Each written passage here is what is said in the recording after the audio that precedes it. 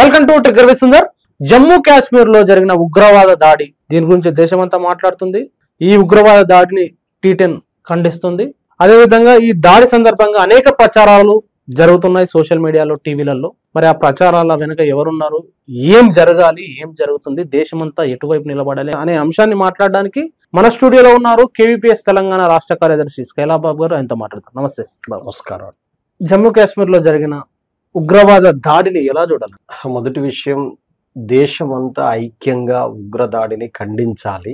ఉగ్రదాడిని ఖండించడానికి ఏది అడ్డు రాకూడదు. ఏది అంటే మతము గాని, ప్రాంతము గాని, కులము గాని ఏది అడ్డు రాకూడదు. ఉగ్రవాదం అనేటువంటిది మానవ మారణ హోమాన్ని సృష్టించేటువంటిది. ఉదాహరణకి కరోనా జబ్బు వచ్చినప్పుడు అందరినీ, హిందువుల్ని, ముస్లింల్ని, క్రైస్తవుల్ని, చర్చిలో ఫాదర్ని, మసీదులో ఇమాముని, అట్లాగే గర్భగుడి దగ్గర కూర్చున్న పూజారిని మింగేసింది కరోనా. అట్లానే ఉగ్రవాదానికి కూడా మతం ఉండదు, కులం ఉండదు, ఏది ఉండదు. ఉగ్రవాదులకు కావాల్సింది దేశంలో హింసను సృష్టించటం, అల్లర్లు సృష్టించటం, మనుషుల్ని పొట్టన పెట్టుకోవటం.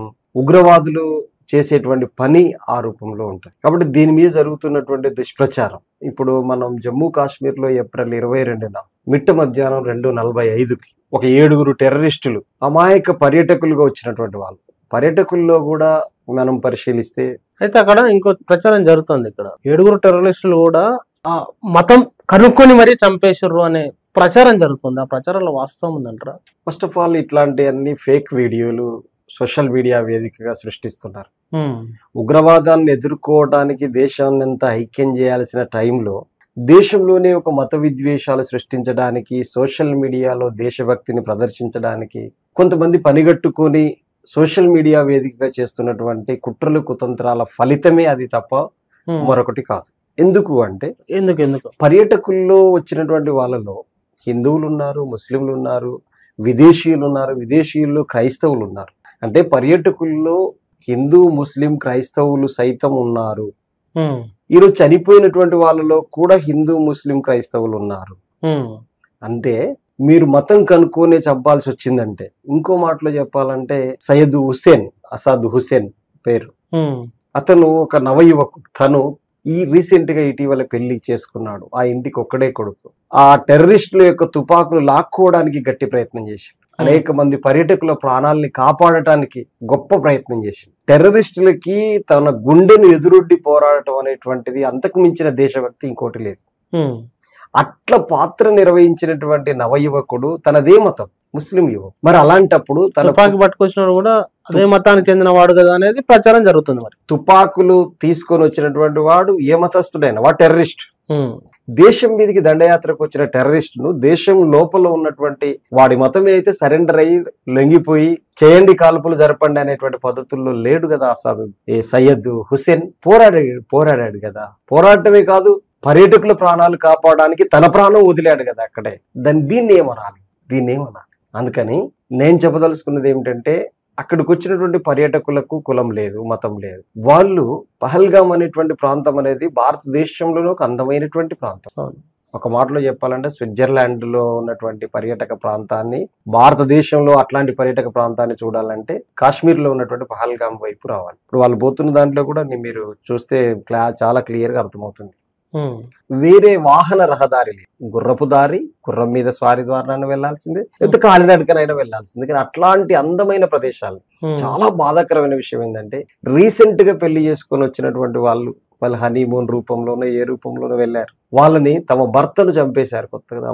అసలు మొత్తం నేను ఇక్కడ ఆమె పడిపోయి ఉన్నటువంటిది. ఉగ్రవాదం ఎట్లాంటి విషాదాన్ని మిగిలిస్తుంది అని చెప్పడానికి ఒక యువతి తన భర్తను కోల్పోయిన తర్వాత ఎంత బాధపడ్డదో.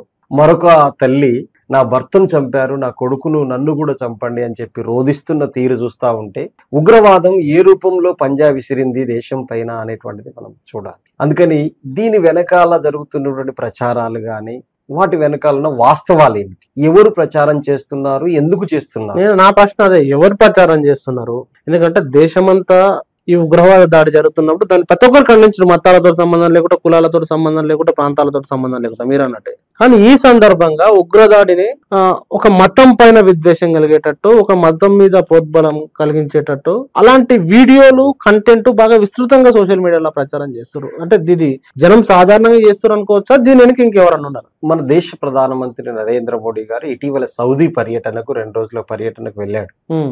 ఇప్పుడు ఇక్కడ ఈ ఘటన జరిగింది. ఆయన 2 రోజుల పర్యటనలో ఒక రోజు ముగించుకొని ఇక్కడికి వచ్చాడని చెప్పేసి చెబుతున్నారు. అయితే ఈ ప్రచారాన్ని గనక పరిశీలిస్తే ఆయన సౌదీ వెళ్ళింది ముస్లిం దేశాల దగ్గరికి వెళ్ళాడు, ముస్లిం దేశస్తుల దగ్గరికి వెళ్ళాడు. అక్కడ మంచి రాచమర్యాదలు కూడా ఆయన పొందాడు. మన దేశంలో ఉన్నటువంటి హోమ్ మినిస్టర్ కానీ రక్షణ శాఖ మంత్రి కానీ ఈ సందర్భంగా దేశ ప్రజలకు బహిరంగ క్షమాపణ చెప్పాలని చెప్పి నేను కోరుతున్నాను. ఎందుకు? దానికంటే అవసరమైతే దేశం 30 మంది దాకా సుమారు అనేక మంది క్షతగాత్రులయ్యారు, 27 మంది లెక్కలు చూపిస్తున్నారు, కానీ 30 దాకా కూడా చనిపోయి ఉంటారనేటువంటిది కూడా మరో లెక్క కనిపిస్తుంది. ఇంతమంది చావుకు కారకులు ఎవరు అని చెప్పేసి అంటే ఈ దేశంలో జై జవాన్ జై కిసాన్ గురించి బాగా ప్రచారం చేస్తున్నది కేంద్ర ప్రభుత్వం. అంటుంటది అప్పుడప్పుడు, దేశ స్వాతంత్రోద్యమంలో వచ్చిన నినాదం అయినప్పటికీ ఇప్పుడు అంటుంటది కదా. కానీ మీరు పరిశీలిస్తే కరోనా తర్వాత నుంచి ఇప్పటి వరకు ఆర్మీ రిక్రూట్మెంట్ ను పూర్తిగా ఆపేసింది బీజేపీ. కాంగ్రెస్ పీరియడ్ లో ఆర్మీ రిక్రూట్మెంట్ జరిగిన దాంట్లో 50% కూడా ఈరోజు బీజేపీ హయాంలో జరపలేకపోతుంది. దేశ సరిహద్దుల్లో అటువైపు పాకిస్తాన్, ఇటువైపు చైనా గురించి రోజు ప్రచారం చేస్తున్నప్పుడు, ఆ దేశాల నుంచి ప్రమాదం ఏర్పడుతుందని చెప్తున్నప్పుడు, మనకు చాలా సందర్భాల్లో కూడా ఆర్మీ జనరల్ గా ఉన్నటువంటి రిటైర్డ్ ఆర్మీ జనరల్ ఒక అతను చాలా స్పష్టంగా చెప్పాడు, 1,80,000 మందిని ఫిల్ చేయాల్సినటువంటి అవసరం ఉండే, నింపాల్సినటువంటి అవసరం ఉండే. బీజేపీ ప్రభుత్వం బడ్జెట్ పేరు మీద దేశ రక్షణకు బడ్జెట్ కేటాయింపులలో కూడా బీజేపీ ప్రభుత్వం ఆ రకమైనటువంటి పక్షపాత ధోరణి ప్రదర్శించింది. అంటే సరిహద్దు ప్రదేశాల్లో ఇతర దేశాల నుంచి వచ్చే ఉగ్రవాదులు చొరబడకుండా ఉండటానికి కావలసిన సరైన ప్రణాళిక గాని, చిత్తశుద్ధి గాని, విధాన స్పష్టత గాని కేంద్ర బీజేపీ సర్కార్ దగ్గర లేకపోవటమే ఇట్లాంటి ఉగ్రవాదం జరగడానికి బలమైనటువంటి కారణం అనేటువంటిది మనం అనాలి. ఉగ్రవాదాన్ని అరికట్టడానికి కావాల్సిన డొంక తిరుగుడు మాటలు చాలా బీజేపీ గురించి అంటున్నారు. మోడీ బీజేపీ వాళ్ళు ఉగ్రవాదాన్ని అంతం చేసేందుకు పెద్ద నోట్లను రద్దు చేసినామని, పెద్ద నోట్ల రద్దు సందర్భంగా, నోట్బందీ తర్వాత సందర్భంగా వాళ్ళు కామెంట్ చేసినారు. తర్వాత 370 ఆర్టికల్ రద్దు సందర్భంగా కూడా ఉగ్రవాదం అంతమైపోద్ది అని చెప్పారు. మొన్న కాశ్మీర్ ఎన్నికలలో ప్రచారం చేస్తూ మోడీ తర్వాత అమిత్ షా ఉగ్రవాదం అంతమైపోయింది ఇక్కడ అనే కామెంట్లు కూడా చేసినారు. మీరేమో వాళ్ళ విధానాలే కారణమని మీరు చెప్పిన దాంట్లోనే ఉంది. నోట్లు రద్దు చేసిన తర్వాత ఉగ్రవాదం అంతమవుతుందన్న, 370 ఆర్టికల్ రద్దు చేసిన తర్వాత అంతమైందన్న, కాశ్మీర్ ఎన్నికల్లో ఇప్పుడు అంతమైపోయిందని అసలే ప్రకటించిన, ఇప్పుడు ఎందుకు ఉగ్రవాద దాడి జరిగింది? మీరు చెప్పిన మాటల్లో, మీరు చేసిన విధానాల్లో జరిగినటువంటి తేడా ఏమిటి అనేటువంటిది జనం ఆలోచించుకుంటున్నారు కదా. ఇప్పుడు మీరే చెప్పారు కదా, నోట్బందీ అదే పెద్ద నోట్లు రద్దు చేస్తే ఉగ్రవాదం పోద్దని. మరి కాలేదు ఎందుకు అనేటువంటి దానికి ఏం జవాబు చెప్తారో వాళ్ళు చెప్పాల్సిందే కదా. ఇప్పుడు నేను ఒక మాట చెప్పినాను, ఇగో గిట్లయితే గిట్ల అవుతుంది అని చెప్పాను. అట్లా కాలేదు కాబట్టి నేను కదా జవాబుదారి, నేను కదా సంజాయిషి ఇచ్చుకోవాల్సింది దేశ ప్రజలకి. అందుకని ఈ కేంద్ర ప్రభుత్వం యొక్క వైఖరిలోనే, నిఘా వైఫల్యంలోనే ఈరోజు భారతదేశం మీద దండయాత్ర చేయడానికి వచ్చినటువంటి ఉగ్రవాదులందరి ఎడల బీజేపీ ప్రభుత్వం అనుసరించినటువంటి వైఖరి ప్రధానమైనటువంటి కారణం అని నేను చెప్పదలిసాను. అదే నేను చెప్పేది, నువ్వు సైన్యం రిక్రూట్మెంట్ చేయడంలో లోపం జరుగుతుంది, నీకు సరైన ఫెసిలిటీస్ కల్పించడంలో లోపం జరుగుతుంది, సైన్యానికి సరైనటువంటి ఫెసిలిటీ కల్పించడంలో లోపం జరుగుతుంది. అదేవిధంగా ఉగ్రవాదాన్ని నిర్మూలించాలనేటువంటిది ఒక సుదీర్ఘ కాలం ప్రక్రియ నుంచి పక్కకు తప్పుకుంది బీజేపీ సర్కార్. ఒక మాటలో చెప్పాలంటే దేశంలో ఒక విద్వేషపూరిత వాతావరణాన్ని రెచ్చగొడుతుంది పూర్తిగా. ఎందుకు ఏం అవసరం వచ్చిందంటే, ఇప్పుడు మీరు చెప్పిన కారణాలు, బీజేపీ ప్రభుత్వం ఫెయిల్యూర్ అనే మాట ముందుకు రాకుండా ఇలాంటి దుష్ప్రచారాలు, విద్వేష ప్రచారాలు జరుగుతుందని అనుకోవాలా జనం? ఇప్పుడు జనరల్ గా దేశ ప్రజలకు బీజేపీ విధానాల వల్ల జరిగినటువంటి అనర్థాలు అర్థం కాకుండా ఉండటానికి కావాల్సినటువంటి ఎత్తుగడలు ఇది ఒక భాగం. ఇట్లాంటి ఉగ్రవాద దాడులు జరిగినప్పుడు దీన్ని మత విద్వేషాల వైపు రెచ్చగొట్టేటువంటి ప్రక్రియకు బీజేపీ పాల్పడుతుంది. సహజంగానే మతం ఆధారితమైనటువంటి విధానాలు రూపొందించేటువంటి ఒక మౌలిక సిద్ధాంతం దాని వెనకాల ఉంది. మనిషి కేంద్రంగా ఆలోచన చేయాలి అనేటువంటి ఒక చిత్తశుద్ధి వాళ్ళకి లేదు. కాబట్టి ఏదున్నా మత విద్వేషాలు రెచ్చగొట్టడం ద్వారా మాత్రమే తమ రాజకీయ అభివృద్ధి జరుగుతుంది.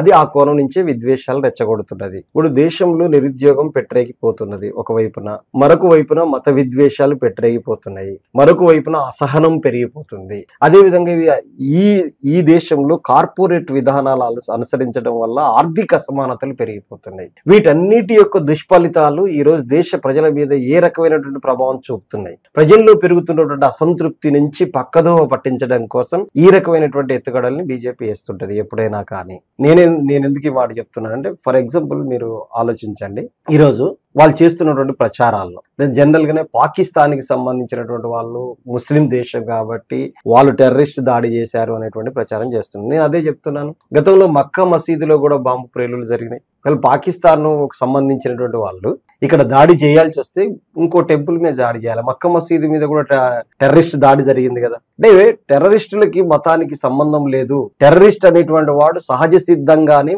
మనుషుల యొక్క రక్తాలని పీల్చుకోవడం కోసం వచ్చినటువంటి వాడు అనేటువంటి దాన్ని వీళ్ళు గ్రహించలేకపోవడం. గ్రహించినప్పటికీ అట్లా గ్రహించింది వాస్తవాన్ని ప్రజలకు చెబితే తమ రాజకీయ ప్రయోజనం నెరవేరదు. కాబట్టి మత విద్వేషాలు రెచ్చగొట్టాలంటే అగ్గో పాకిస్తాన్ అని ఏదైనా చెప్పాల్సినటువంటి అవసరం వాళ్ళకి ఏర్పడుతుంది. కైలాబాబు గారు, అంటే మతం పేరుతోటి ఉన్మాదం నెత్తికెక్కి ఉగ్రవాదం చేయడం తప్పు కదా. అది ముస్లిం మతమైనా దాన్ని మనం ఖండించకుండా ఉంటే, ఇంకోటి మతం పేరుతోటి ఉగ్రవాద దాడులు జరిగినప్పుడు, క్రిస్టియన్ మతం పేరుతోటి ఉగ్రవాద దాడులు జరిగినప్పుడు, ఇట్లాంటి మతాన్ని ముందల పెట్టి విద్వేషాన్ని నింపి వాళ్ళ తలలలో ఉగ్రవాదులుగా మార్చి ఇలాంటి దాడులను ఎట్లా ఎదుర్కోవాలి మరి? అదే నేను చెప్తున్నాను, క్రిస్టియన్ ఉగ్రవాదమైన, ముస్లిం ఉగ్రవాదమైన, హిందూ ఉగ్రవాదమైన, ఏ ఉగ్రవాదమైనా ఈ దేశానికి ప్రమాదకరం, ఏ దేశానికైనా ప్రమాదకరం. ఉదాహరణకి క్రిస్టియన్ ఉగ్రవాదం ఉందనుకోండి, ప్రపంచంలో అత్యధిక పెద్ద మతంగా ఉన్నటువంటిది క్రిస్టియానిటీ ఉంది. ఒక దేశం మీద ఆధిపత్యం చెలాయించడానికి ఆ టెర్రరిస్ట్ రూపంలో వాళ్ళు వచ్చి దాడి చేశారు అనుకోండి, క్రిస్టియన్ ఉదాహరణకి అమెరికా క్రిస్టియన్ కంట్రీ అయితే, ఆఫ్ఘనిస్తాన్ ముస్లిం కంట్రీ అయితే, అమెరికన్ టెర్రరిస్టులు వచ్చి ఆఫ్ఘనిస్తాన్ మీద దాడి చేయడానికి వస్తే అప్పుడు దాన్ని ఒక మతపరమైనటువంటి అంశంగా చూడొచ్చునా? దాని వెనకాల ఉన్నటువంటి ఆర్థిక అంశాలు ఏమిటి, దాని వెనకాల ఉన్న రాజకీయ కోణం ఏమిటి, దాని వెనకాల ఉన్న అంతర్జాతీయ కారణాలు ఏంటి అనేటువంటిది పరిశీలించాలా. ఇప్పుడు నేను అదే కోరుతున్నాను. ఇప్పుడు ఈ దేశం మీద ఉగ్రవాద దాడి జరుగుతున్నప్పుడు దీన్ని అరికట్టడానికి కావలసిన చర్యలు ఏమిటి అనేటువంటిది ఆలోచించాలా. పలానా టెర్రరిస్ట్ వచ్చినటువంటి వాడు పలానా మతస్థుడు కాబట్టి, ఇక్కడ చనిపోయిన వాళ్ళు పలానా మతస్థులు కాబట్టి మత పంచాయతీ పెట్టాలి. టెర్రరిస్ట్ మతం ఈ ముస్లిం మతం అయితే ఈ దేశంలో ఉన్నటువంటి ముస్లింలకి ఏమిటి సంబంధం? ఈ దేశంలో ఉన్నటువంటి అమాయక ముస్లింల పైన ఎందుకు దుష్ప్రచారం చేయాలి? పర్యాటకులు అమాయకులే. అమాయక పర్యాటకుల్లో అనేక మతాల వాళ్ళు చనిపోయారు. టెర్రరిస్టుల్లో ఆ మతం వాళ్ళున్నా ఆ మతం ఏం వదిలిపెట్టలేదు, చంపేశారు. వాళ్ళు చెబుతున్నట్టుగా ఈయన మొత్తం డ్రాయర్ ఇప్పి చూసి వీడు మూలదారం ఉందా లేదా అని చెప్పేసి చూసి చెప్పారని, నువ్వు హిందువా అని చెప్పేసి మరీ చెప్పారని, ఇట్లాంటిది ఏది లేదు. అదే చెప్పేది ఉంటే ఇద్దరు ముస్లింలు చనిపోయి ఉండొచ్చు కదా. నా పాయింట్ ఏమిటంటే, టెర్రరిస్టుల యొక్క వాళ్ళ నైజం ఏంటి అనేటువంటి దాన్ని మనం చెప్పకుండా, ఈ టెర్రరిజాన్ని ఎదుర్కోవడానికి దేశ యువతరాన్ని సమైక్యంగా ఎడ్యుకేట్ చేయకుండా, టెర్రరిజాన్ని ఏ రూపంలో ఎదుర్కోవాలనేటువంటి ఒక రాజకీయ చిత్తశుద్ధి కేంద్రంలో అధికారం. ఇప్పుడు నేను అదే చెప్తున్నాను, కాశ్మీర్లో బార్డర్లో కానీ ఈ మొత్తం దేశ బార్డర్లో ఉన్నటువంటి బిఎస్ఎఫ్ అనేటువంటిది కేంద్ర ప్రభుత్వం కంట్రోల్లో ఉంటుందా, రాష్ట్రాల కంట్రోల్లో ఉంటుందా? కేంద్ర ప్రభుత్వం కంట్రోల్లో ఉంటది కదా. మరి అలాంటప్పుడు అక్కడ తేడా వస్తే ఎవరిది బాధ్యత ఉంటది? ఇప్పుడు ఒక చిన్న టీచర్ నువ్వు పెట్టావు, ఆ టీచర్ సరిగా డ్యూటీకి రావట్లేడు అని చెప్పేసి అంటే హెడ్ మాస్టర్ యాక్షన్ తీసుకుంటాడు కదా. అంటే ఒక మాటలో చెప్పాలంటే, నువ్వు కేంద్ర ప్రభుత్వం కంట్రోల్లో సైన్యం ఉన్నప్పుడు, ఆ సైన్యం సరిపడా రిక్రూట్మెంట్ చేయనప్పుడు, ఆ సైన్యానికి సరిపడా ఫెసిలిటీ ఇవ్వనప్పుడు, ఆ సైన్యానికి అన్ని విధాల కేంద్ర ప్రభుత్వం బడ్జెట్ కేటాయింపులు చేయనప్పుడు ఆ బాధ్యత ఎవరిది అనేటువంటిది మనం ఆలోచించాలి. అట్లాగే ఇంకో ముఖ్యమైనటువంటి విషయం ఏంటంటే, దేశంలో ఉన్నటువంటి యువతలో ఏ రకమైనటువంటి విద్వేష రాజకీయాలు నింపుతున్నది అనేటువంటిది కూడా మనం చూడాలి. అట్లాగే దేశంలో నిరుద్యోగ సైన్యం పెరిగినప్పుడు అది ఎటువైపు దారితీస్తుంది, నిరుద్యోగం అనేటువంటిది ఎటువైపు దారితీస్తుంది, నిరుద్యోగాన్ని సమూలంగా మార్చి యువతరానికి ఉపాధి అవకాశాలు కల్పించడంలో ఎక్కడ వైఫల్యం జరుగుతుంది, ఇట్లాంటి విషయాలన్నింటినీ కేంద్ర ప్రభుత్వం విశ్లేషించుకోవాల్సిన అవసరం ఉంది. అందుకనే చనిపోయిన మనిషిది ఏ కులం, చనిపోయిన మనిషిది ఏ మతం, చంపిన వాడిది ఏ కులం ఏ మతం అని చెప్పేసి మనం అనుకోలేం. ఉదాహరణకి దేశంలోనే, ఈ రాష్ట్రంలోనే ఇటీవలి కాలంలో నల్గొండ జిల్లా నిడమనూరు దగ్గరికి వెళ్ళాను, పెళ్లి చేసుకుంటా అని చెప్పేసి మభ్యపెట్టి వేరే అమ్మాయిని, రెడ్డిల అమ్మాయిని చేసుకున్నాడు. ఆ అమ్మాయి దగ్గర 4 లక్షల రూపాయలు తీసుకున్నాడు. 7 సంవత్సరాల తర్వాత ఏంటిది అని చెప్పేసి అంటే, నువ్వు ఒక ఎస్సీ దానివి రెడ్డిని ఎట్లా చేసుకుంటావు, ఈ అమ్మాయి ధర్మారపు మల్లేశ్వరి అనేటువంటి అమ్మాయి ఎస్సీనే, అది మాదిగనే, హిందువే, వాళ్ళు హిందువే. ఓ హిందువులు చంపినప్పుడు దీని వెనకాల టెర్రరిజం ఏమైనా కనిపిస్తుందా మనకి? నేను ఇది ఎందుకు చెప్తున్నానంటే, ఒక మతస్థుడు మరొక మతస్థుడిని చంపినా, ఒక కులపోడు మరొక కులపోని చంపినా చంపడం నేరమా కాదా? హత్యకు గావించబడటం విచారకరమా కాదా? ఈ కోణం, మానవీయ కోణాన్ని మరిచిపోయి మత విద్వేష కోణాన్ని ముందు పెడుతున్నటువంటి స్థితి వల్ల ఇది జరుగుతుంది అనేటువంటిది నేను చెప్పదలిసాను. ఎట్లా అలర్ట్ కావాలి జనం? ఒకవైపు ఏమో నిజంగా ఉగ్రవాద దాడి జరిగి మన దేశ ప్రజల ప్రాణాలు పోయినాయి, విదేశీ టూరిస్టుల ప్రాణాలు పోయినాయి. ఈ సందర్భంగా సోషల్ మీడియా పెద్ద సాధనం, ప్రతి ఒక్కరు మొబైల్ పట్టుకొని పొద్దున్న లేసి మొబైల్ పట్టుకుంటారు. దాంట్లోనేమో విపరీతమైన విద్వేష ప్రచారం జరుగుతున్నప్పుడు జనం గాని, యూత్ గాని ఎట్లా అలర్ట్ కావాలి? ఏం చేయాలి ఈ సందర్భం? ఇప్పుడు ఇట్లాంటి ఉగ్రవాదాన్ని ఎదుర్కొనే టైప్ లో ఇండియన్స్ గా ఆలోచించాలి. హిందువుగానో, ముస్లింగానో, క్రైస్తవుడిగానో, బుద్ధిస్టుగానో, లేకపోతే సిక్కిస్టుగానో ఇట్లా ఆలోచించకూడదు. దేశమంతా ఒక్క తాటిపైకి రావాలి, ముక్త కంఠంతో ఖండించాలి. ఇదే దేశభక్తి అంటే. దేశం ఐక్యం చేయటం, దేశాన్నంతా ఐక్యం చేయటం, దేశ సమైక్యతను కాపాడటం, దేశంలో ప్రతి పౌరుడి ప్రాణానికి సమాన విలువ ఉంటదని గ్రహించడం, దేశంలో ఇట్లాంటి ఉగ్రవాద దాడులు జరిగినప్పుడు, ఉదాహరణకి పాకిస్తాన్ వాడు వచ్చి దాడి చేస్తే ఒక ముస్లిం వాడు ఇక్కడున్న ముస్లిం వాడిని, ఇక్కడ ఉన్నటువంటి హిందువుని చంపడానికి వచ్చిందని చెప్పి మత విద్వేషాలు రెచ్చకూడదు. నేపాల్ వాడు వచ్చి దాడి చేస్తే, లేదా చైనా వాడు వచ్చి దాడి చేస్తే ఏ మతం రంగు పులవడానికి అవకాశం ఉంటది? అప్పుడు ఇక్కడ ముస్లిం విద్వేషాలు, అక్కడి నుంచి బుద్ధిస్టు దాడి చేయడానికి వచ్చిందంటే ఇక్కడ బుద్ధిస్టులు పెద్దగా లేరు కాబట్టి ప్రాబ్లం కాదు. కానీ అదే ముస్లిం వ్యతిరేకతను రెచ్చగొట్టాలంటే ఏం జరుగుతుంది? ఇప్పుడు ఇక్కడ ముస్లిం వ్యతిరేకతను రెచ్చగొడితే మనకి మత పరమైనటువంటి రాజకీయ పబ్బం ఉంటది అనేటువంటి ఆ దృష్టికోణం సరైంది కాదు. ఈ టైంలో నేను చెప్పదలుచుకుంది, కేంద్ర ప్రభుత్వానికి నా విజ్ఞాపన ఏంటంటే, ఈ టైంలో దేశ యువతరాన్ని ఐక్యంగా నడిపించడం ఎలా, ఈ టైంలో ఉగ్రవాదాన్ని ఎదుర్కోవడానికి ప్రభుత్వ పరమైనటువంటి చర్యలు ఏం తీసుకోవాలి, సమగ్రమైనటువంటి విచారణ ఎలా జరపాలి, ఏ రూపంలో చొరబడ్డారు ఉగ్రవాదం, ఎక్కడ వైఫల్యం జరిగింది, మన నిఘా వైఫల్యం ఎక్కడ జరిగింది, మనం ఎలా సరిదిద్దుకోవాలి, మరో రూపంలో ఉగ్రదాడి దేశం మీద జరగకుండా ఉండాలంటే ఏం చేయాలనేటువంటి ఒక సమగ్రమైనటువంటి విశ్లేషణ జరగాల్సినటువంటి అవసరం ఉంది. అల్టిమేట్ గా ఏంటంటే, దేశంలో ఏ పౌరుడు ఉగ్రవాదం ద్వారా ఏ పౌరుడి ప్రాణం కోల్పోకూడదు. అది ముస్లిం అయినా, క్రైస్తవుడైనా, హిందూ అయినా, ఎవరైనా ప్రతి మనిషికి ప్రాణం ఉంటది, ప్రతి మనిషి జీవించాల్సిన అవసరం ఉంటది. ఆ పద్ధతులలో ఆలోచించాలి తప్ప దీని మత కోణం నుంచి చూడొద్దు అనేటువంటిది నేను స్పష్టంగా తెలియజేస్తాను. థ్యాంక్ యూ వెరీ మచ్ స్కైలాబాబు గారు. ప్రజలారా విన్నారు కదా స్కైలాబాబు గారు మాట్లాడిన అంశంలో ముఖ్యంగా ఇలాంటి ఉగ్రవాద దాడిని ఒక ఉన్మాద దాడిగా చూడాలి, దాన్ని దేశమంతా కలిసికట్టుగా ఎదుర్కోవాలి, సమైక్యంగా ఎదుర్కోవాలి తప్ప మత కోణంలోనో, కుల కోణంలోనో, ప్రాంత కోణంలోనో చూడకూడదు. ఉగ్రవాదానికి మతం లేదు, కులం లేదు, ప్రాంతం లేదు. కాబట్టి దేశం సంబంధించి భవిష్యత్తులో ఇలాంటి ఉన్మాదాలు జరగకుండా దేశ ప్రభుత్వం తప్పకుండా పటిష్టమైన చర్యలు తీసుకోవాలి. రిక్రూట్మెంట్ అనేది కూడా జరగాలి. కాబట్టి వీటికి వెనుక ఉన్న మౌలిక కారణాలు ఏందనేది మనం మాట్లాడకుండా కేవలం విద్వేషపూరిత ప్రచారాలు చేస్తే మరో దాడి జరగడానికి, మరోసారి దేశం నష్టపోవడానికి కారణమవుతాం. కాబట్టి అటువైపు ఇలాంటివి మళ్ళీ జరగకుండా ఉండే పరిస్థితిని కల్పించాల్సిన బాధ్యత ప్రభుత్వానికి ఉంటది. అటువైపు ప్రజలు కూడా ఆలోచన చేయాలి, అటువైపు నడవాలనేది KPS నుండి స్కైలాబాబు గారు చెప్పారు. మరి ఆయన చెప్పిన అంశాల్లో వాస్తవాలే ఉన్నాయా? మీకేమనిపించిందో కామెంట్ రాయండి. Thank you very much. చూస్తూనే ఉండండి TTN.